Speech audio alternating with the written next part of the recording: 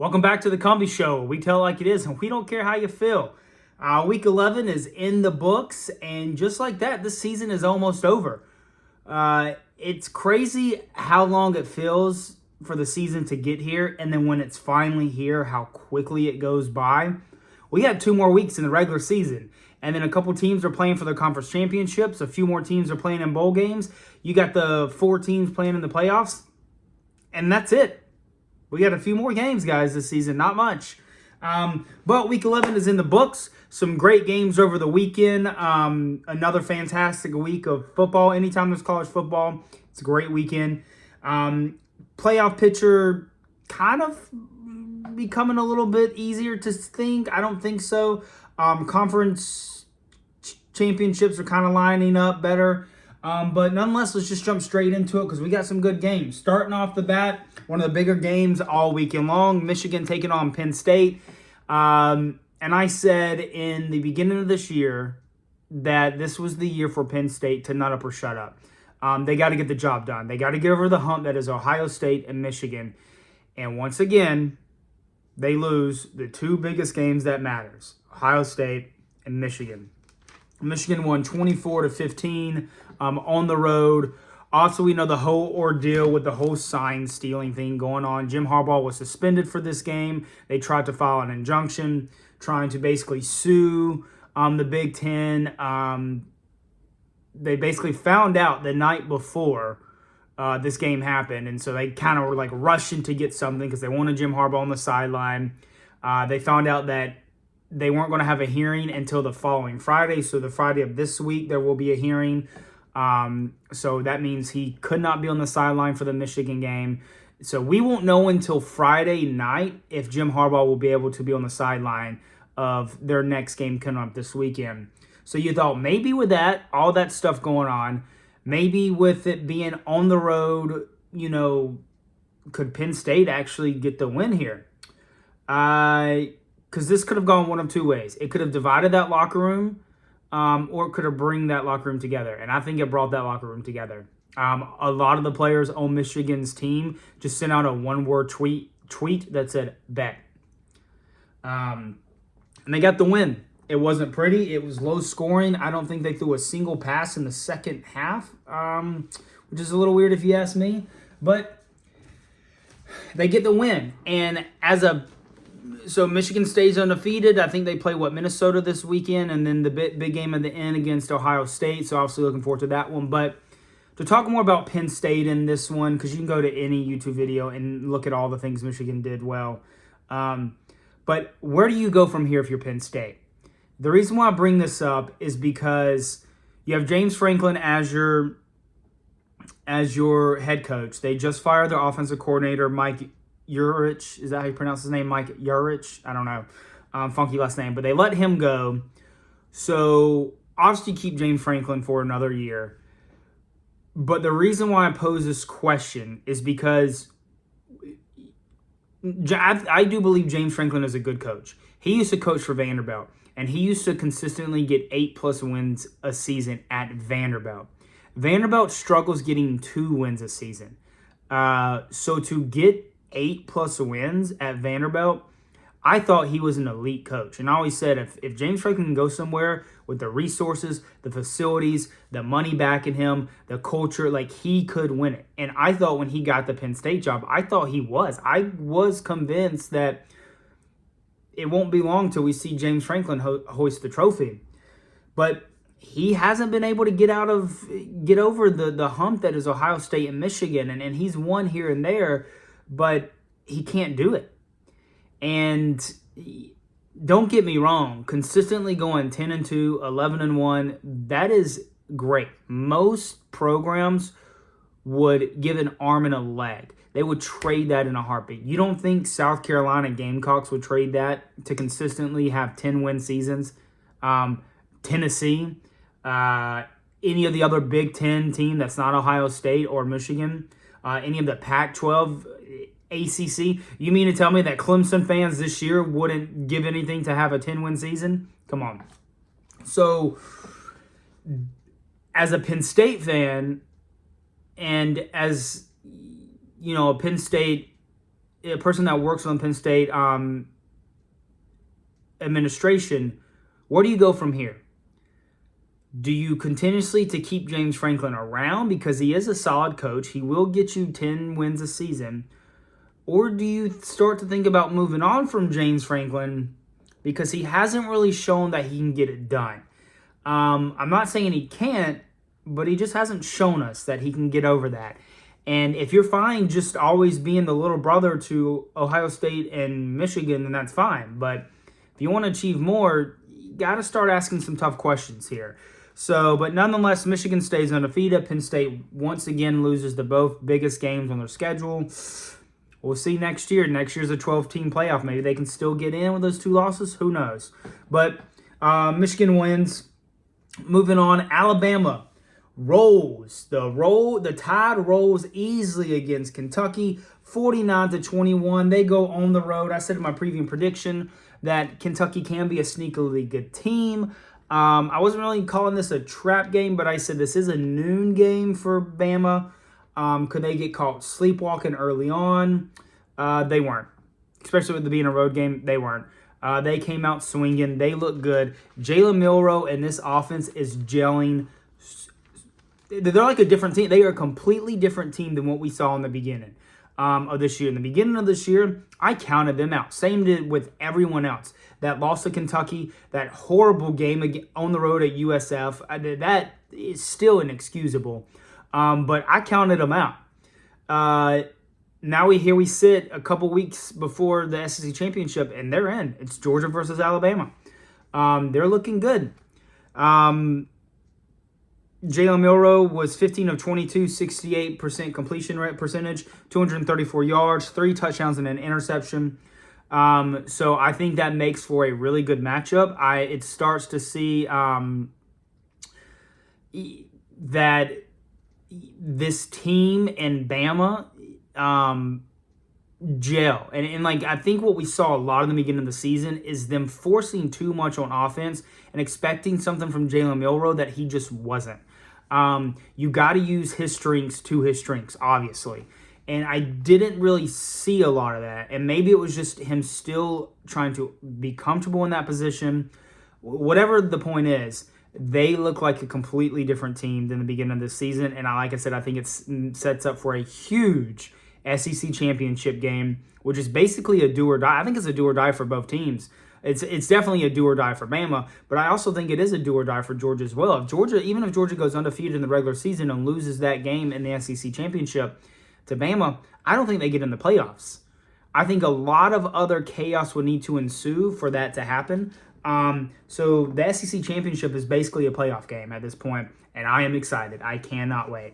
Moving right along, I said I didn't want to bring up this team anymore, and here I still find myself bringing them up. But Colorado loses to Arizona, 34-31.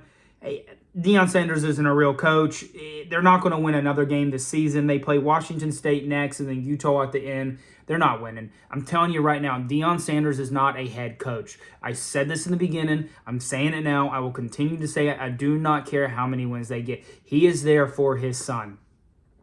And I do think that once his son graduates and goes to the league, Deion Sanders will follow. Deion Sanders has always been about him and his image. He's in here a couple times this season, them losing, he's sending out tweets at halftime and we're like, what are you doing? Get in the fucking locker room and coach your kids. But you're over here worried about being on your phone on Twitter, sending out tweets, whether it's a manager of his or he himself. Just a horrible look. Either way, I'm not even going to talk about it. Colorado loses. Bullshit. Can't stand it. Anyway, moving on. This was a lot closer one than I expected. Florida State gets a win against Miami at home, 27-20. FSU wins a close one. There was twice this game where they went up 2 scores, and they just, for whatever reason, could not shut the door on Miami. Whether it was through a couple mistakes FSU did or Miami just finding a way to climb their way back in, but FSU was up by 2 scores twice in this game, and Miami found a way to come back to make this a game late in the fourth. And I'm going to say it here. It's a good win for FSU because a win's a win, But I don't have as much faith in FSU now that I did in the beginning of the season. In the beginning of the season, there's a couple weeks where I was like, they could be one of the better teams in the league. Like, they look dynamite.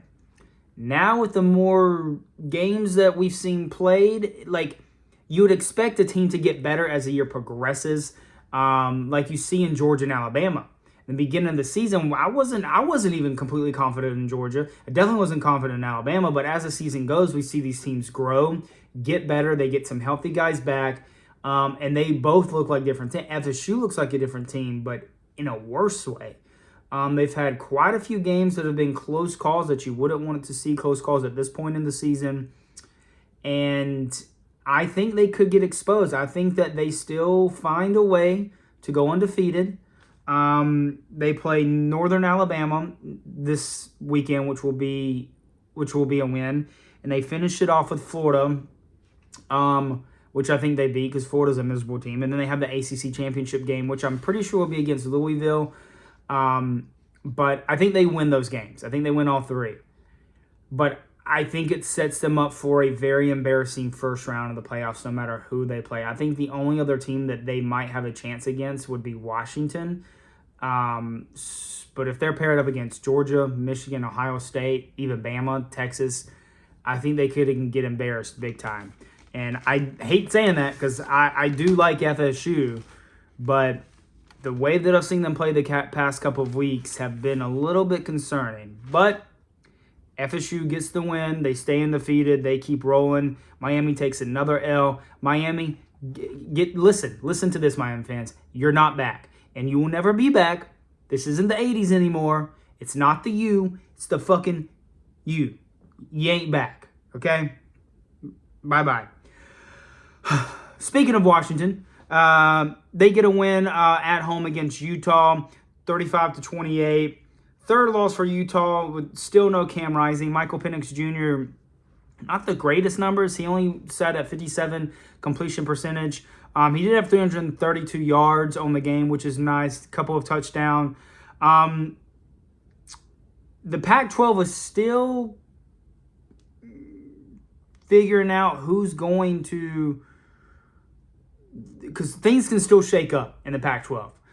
They still have to play Oregon State and Washington State, and then the Pac-12 champ.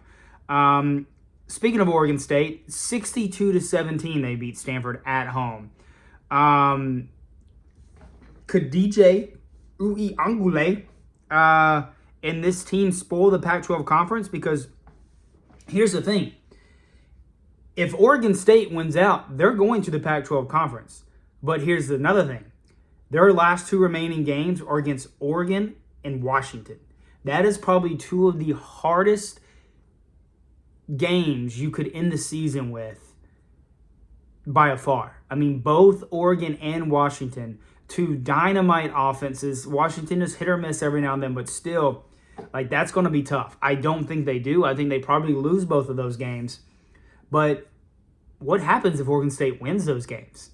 Not only are you talking about a shakeup of the college football playoff, shakeup of the Pac-12 playoff, I mean, things could get very interesting. And watch out. DJ is finding his groove. They put up 62 against Stanford now. I know it's Stanford, but you got to keep an eye on these next few games for Washington, Oregon, and Oregon State. Because like I said, there's still a lot of football left, even though there's two games for each of them. There's still a lot of football left for that Pac-12. And here in 14 days, we could be sitting here in 14 days and be looking at a completely different picture when it comes to the playoff and the Pac-12 championship. And like I said, speaking of Oregon, they got a win against USC. USC continues to take losses. They won 36-27. Bo Nix for Heisman, he's up there. He could be right behind Jaden Daniels, I believe. I think Daniels should get it over him. But Bo Nix had 74 completion percentage last night, 412 yards and 4 touchdowns. Fantastic numbers. I am still to this day taking Oregon over Washington in a rematch if they meet up in the Pac-12 championship. But you don't know. You never know. Got to see what Oregon State has to say about that. I'm excited. I'm really excited to see how the Pac-12 shakes out, if you can't tell. I just want to say this real quick about Caleb Williams and the USC. Now, Caleb Williams' ultimate goal is to get to the league and to make money. That's what it is. That's what it is all about. But I have a hard time sitting here and not feeling like his college career was a waste. Not because he's not going to get to the league. He'll get to the league. I think he'll do fine. So not a waste in that sense, but a waste that he didn't really accomplish much in college. He put up good numbers, but he didn't win anything. And at the end of the day, you play to win. And I just really feel like because of Lincoln Riley, kind of wasted his college career. You have 0 national champions to show for it. You got a Heisman, but I don't know. And I get like a lot of these kids, they don't care about winning the net. They want to win. They want to win the Natty. Don't get me wrong. I said that's not what I mean, but like their goal is to get to the league. And so he will find himself in the league making money. But I don't know. I just feel like it was a waste because they're just so miserable on defense. And it's not even through Caleb Williams. It's not like Caleb Williams is going out there and he's playing like crap. No, he's playing phenomenal football. He might have a bad game here or there, but he's playing phenomenal football. And all because of Lincoln Riley and the inability to have any form of defense, sort of defense. He's never been able to actually win it all in college. And that would not sit right with me. But, hey, it is what it is. He's still a hell of a player. But Oregon gets the win. So it's going to Pac-12 race is going to get interesting. I'm excited. Moving right along, Oklahoma at UCF. Oklahoma State, my bad. What happened? What happened? Oklahoma State was ranked 15th. UCF was coming into this game with not 0 or 1 conference win. They beat Oklahoma State 45-3. 45-3. What the fuck?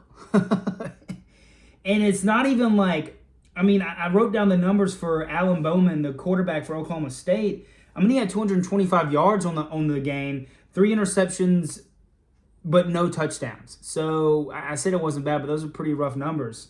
He was sitting at 52.8 completion percentage. What happened? I will admit, I didn't really watch much of this game. I kind of saw the score roll by at the bottom as I'm watching other games. I'm like, what the hell? And I flipped it on. By the way, those uniforms for UNC, they should wear those once. That should be their uniforms. Those are nice ass uniforms. What they call like the space knots or something. UFC, UCF, make those your permanent jerseys. Those are sick looking.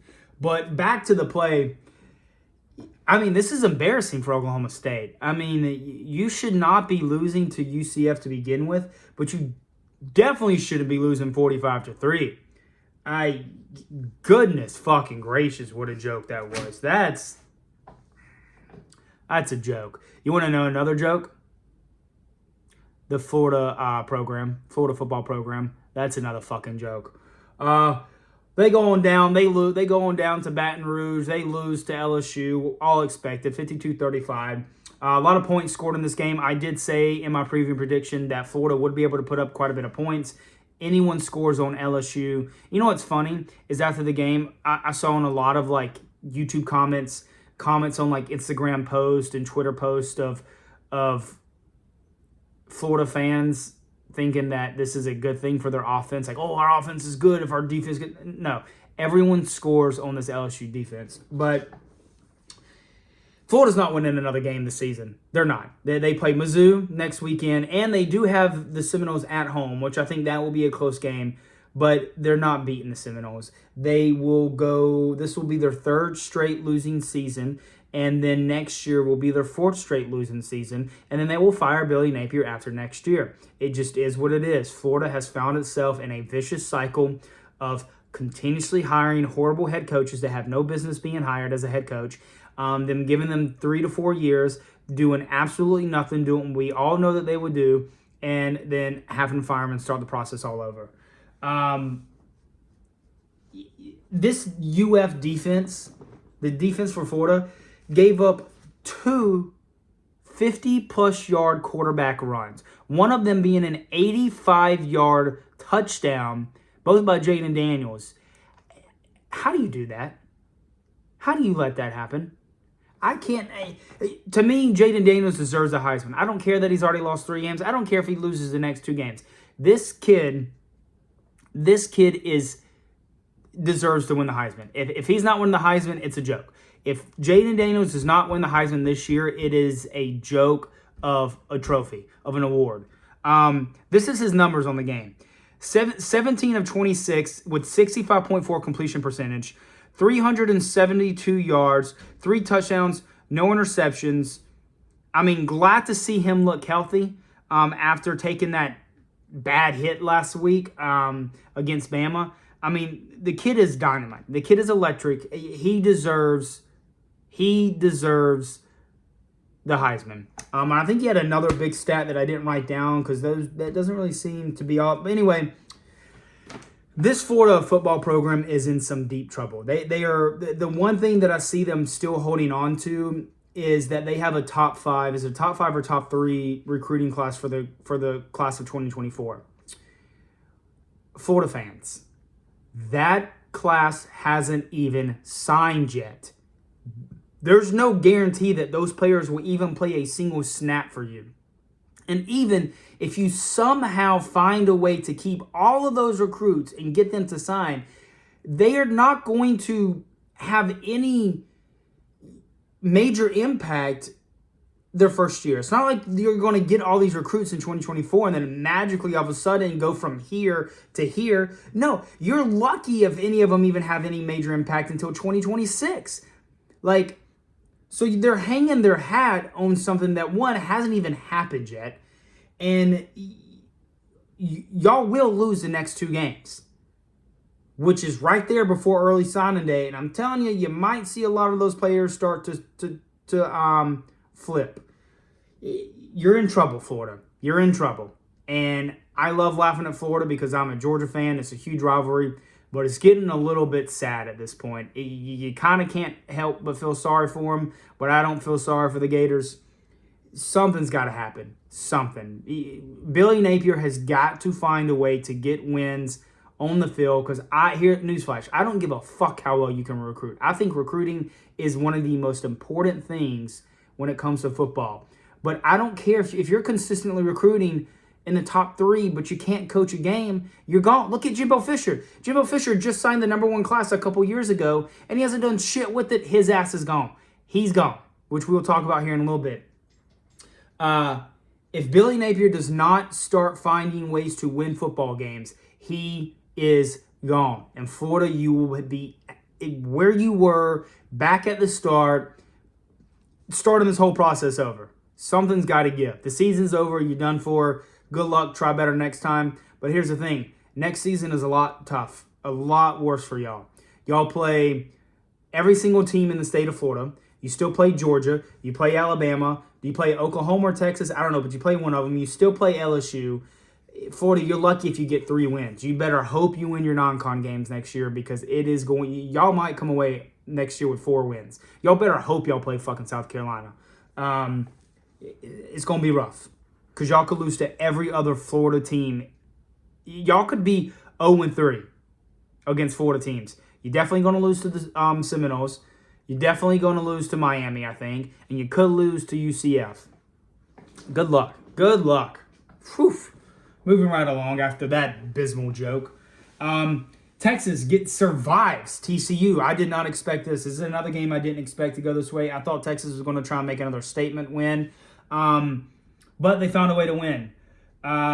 Quinn Ewers, 66.7 completion percentage, 317 yards, 1 touchdown, 1 interception.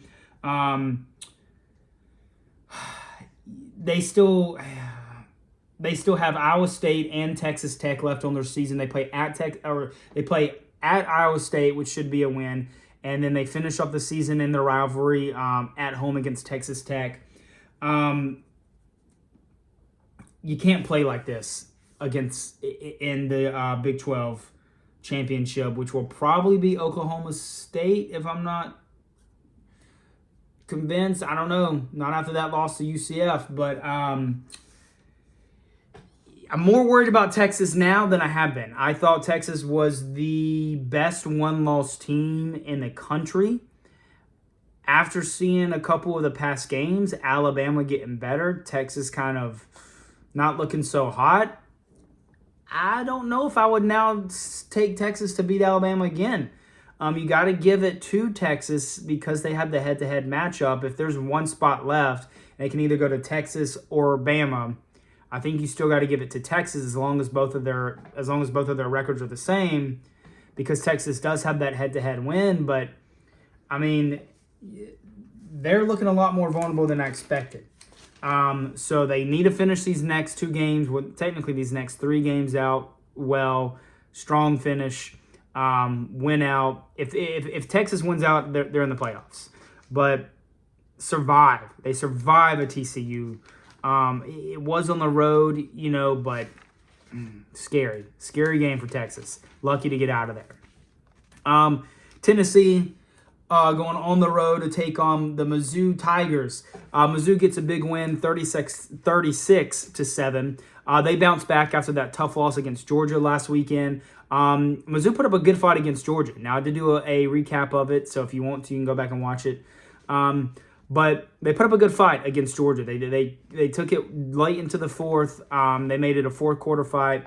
But they bounced back. They get a win at home against Tennessee. By Mizzou winning this game, they wrapped up the East for Georgia. Georgia sends out other teams to do its bidding now at this point.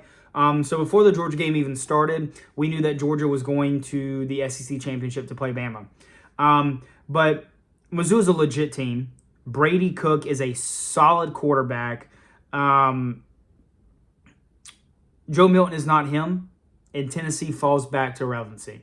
Tennessee fans, you should be thankful, cherish your season you had last year, because you're no longer back, and you will also never be back. That's it. I mean, you find ways to you're a consistent, irrelevant team, and your offense is a gimmick. Joe Milton is a horrible quarterback. You better run and hide next week. You have an ass whooping coming at your own home. Georgia Bulldogs, Carson Beck, Brock Bowers, Ladd McConkey are going to come in there, and they are going to steamroll you in your own home. I'm just letting you know. I'm just giving you a little preview into next weekend. So, I don't know, maybe shut your internet off on Saturday when that game starts or something. But Mizzou's the second best team in the East. They're going to finish 10-2 in my opinion. Tennessee could still turn around and lose to Vanderbilt. No, I'm just kidding. They won't. They'll beat Vanderbilt, but still. Tennessee falling right back to where we've all known Tennessee to be. Another game, Michigan State taking on number 1 Ohio State. Not so sure about that number 1 after last weekend. Ohio State gets a 38-3 victory. We're all just waiting for the Ohio State-Michigan game at this point. This was expected. Obviously, we all know what's going on with Michigan State up there with their head coach and that controversy and everything. I didn't expect much from this game. The only thing I thought was that would Ohio State sleepwalk? Not really. They got an easy win. Game was over at halftime. But we're all just patiently waiting for the Ohio State-Michigan game. Ohio State plays Minnesota next week. Could that be a trap game? Probably not. But it's really tough to sit here and talk about these teams. I don't think Ohio State's offense is good. I've basically kind of been saying it all year. I think they got a legit defense. But I think if they go up against a team that can push their front around and score, I think Ohio State loses every single time. I don't think this Ohio State team is elite enough to win. But we'll see. Like I said, we're all just kind of patiently waiting for the end of the season for Ohio State, Michigan to see how that game plays out. Then we'll have a little bit more information. But Ohio State remains undefeated. They get a win at home against Michigan State. West Virginia taking on Oklahoma, 59-20. Not much to say about that. Oklahoma, your season's still over. But you do get a good win at home against West Virginia. West Virginia's a good team this year, relative speaking to what they have been. They're a good team. So I guess this is a good win for Oklahoma to get another win. Also, Virginia. Going on the road against Louisville, they take an L. Louisville gets a 31-24 victory. Louisville wins next game. They're going to the ACC championship to face FSU. I think FSU is in. They have clinched their ticket to the ACC championship. I don't know if Louisville has yet or not. When I was looking at their standings, I thought they did clinch it, but it said that there's a chance they still couldn't make it. So I'm not really sure what's going on with that. But if Louisville wins their next game, they clinch their ticket to the ACC championship where they will take FSU. I would take FSU to win, but FSU needs to play a much better football game, or Louisville could get the dub on them. Last couple games here, because this video is getting kind of long. Just a couple more real quick through this one. James Madison gets another win. They are undefeated. They stay home. They take on Connecticut. They get a 44-6 victory. I stay with James Madison. Let them go bowling. Let them go bowling. Obviously, we all know that this is their second year in the Sun Belt Conference. So for whatever dumbass reason, the NCAA has this rule where if you go from a non-Power 5 to a Power 5, if you trade conferences, anything like that, like you basically, not trade conferences, but from Power 5 to non-Power 5 or whatever, you have to sit out postseason for 2 seasons. What? Why? What's the fucking point of that? They're undefeated in conference. They're undefeated, and they're undefeated in conference play. Why can they not go bowling? Let them go bowling. Holy shit. And last but not least, I want to save this one for last because news broke yesterday that Jimbo Fisher is fired. His ass is gone. He is no longer the head coach of Texas A&M, even though Texas A&M gets a huge win, 51-10, at home against Mississippi State. Obviously, that wasn't enough to save Jimbo Fisher's job. Seemed like this decision was made earlier in the week, before this game was even played. Regardless of the outcome of this game, they are planning on firing him. But I don't think Jimbo Fisher is going to be too mad, because he is basically getting paid $75 million to just not work, to walk out the doors, go do whatever the hell he wants for the rest of his life. And you gotta, I commend the guy. I don't like Jimbo Fisher, but he's done something that is absurd. He is getting paid $75 million to not work. I wish I could find a way to do that. If I was him, I'd go sit my ass on a fucking island or mountain somewhere, fucking sipping whiskey and cokes till I can't fucking move. But where does Texas A&M go from here? I might do a video discussing that, because this video is already kind of getting kind of long. But who's going to be Texas A&M's next coach? There's been rumors of Dan Lanning. I don't see him leaving Oregon. This is only his first year up there, or second year up there for Oregon. I think he's a good fit. Mark Stoops has been bounced around. There's been some kind of like issues between Mark Stoops and that program. All I know is that Texas A&M is very capable of winning a national championship. They have the money. So they have the money to pay Jimbo Fisher $75 million to leave. They have the resources. They have the facility. They do have the buy-in from the boosters and that fan base. They basically have what you would call plug and play and go. Not plug and play, but just go. Turn the key and go. Like, you hire the right guy, you will get a national championship, Texas A&M. Who's the right guy for the job? I don't know. That's why I'm not getting paid to do it. But we'll see. Things can get very interesting. I'm very curious to see who they hire. Texas A&M, you got to make sure it's the right one this time, because soon that money will run out. That old money will run out, maybe. But just kind of wanted to end things on that. Another great weekend of college football. Like I said, conference championships matchups are starting to come into full swing. We got just a couple more to figure out. We're down to our last 2 weeks of the regular season, and then we jump right into conference play, and then we'll know who's in the playoffs. And I will be doing a video on the updated playoff picture tomorrow after they come out, discussing it. So that will be Tuesday for tomorrow, so stay tuned for that. But other than that, another great weekend of college football. Over and out.